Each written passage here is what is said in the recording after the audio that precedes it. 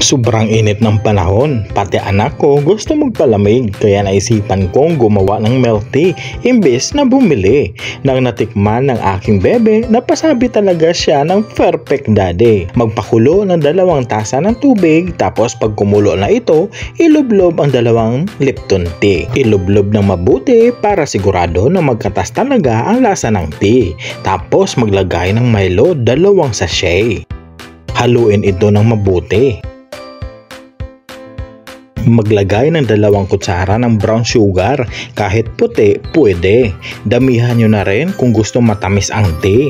I-ready ang mga lagayan, lagyan ito ng yelo. 3 ang gawa ko, para tig-1 kami. Buhusan ng Milo tea, o diba Milo na, tea pa, saan ka pa?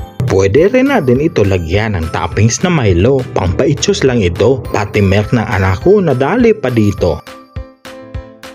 Lagyan ng straw para melty talaga ang datingan niya. Yummy!